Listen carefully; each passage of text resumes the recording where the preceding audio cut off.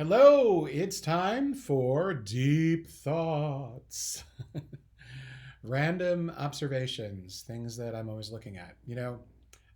One of the big things in my life has always been about how do I take everything in my life that didn't go well and turn that around and try to inspire people. And there are times where you're in that moment in a keynote and you decide to be vulnerable, and those are great times to do it. But I had an experience several years ago that made me realize I should be trying to inspire people more than just at a keynote or in a one on one coaching session.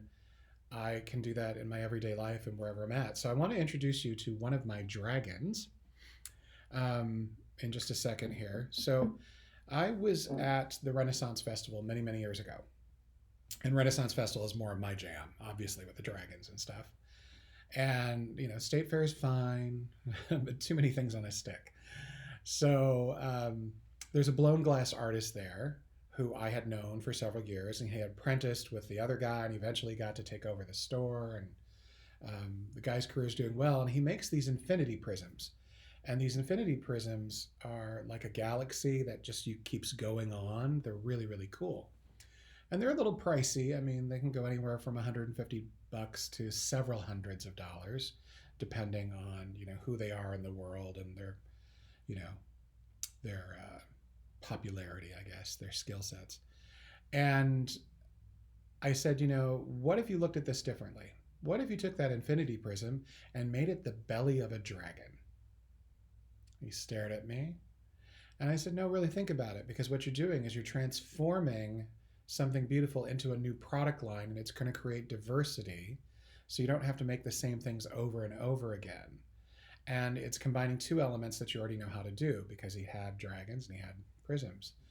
And so he decided, you know what, I'll give it a try. And this is what he came up with: this beautiful dragon infinity prism. Look at the infinity prism. Look, it just goes and goes and goes and goes. And you can see the lights in his belly from my camera lights.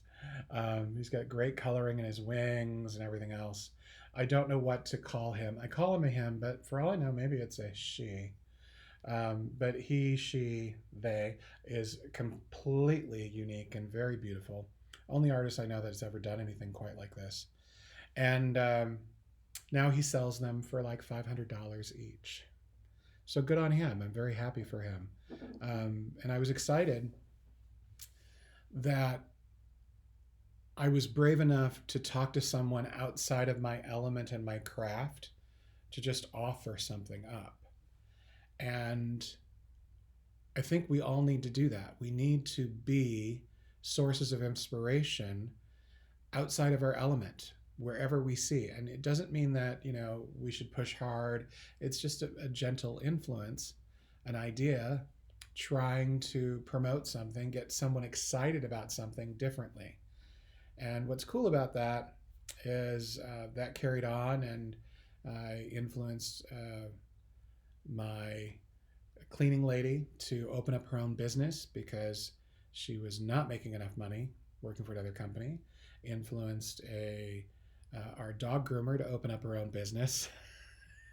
You be very, very careful. If you're around me, there's a good chance you're going to become an entrepreneur by the end of the day, because I really believe in that. And small businesses are where it's at in my book.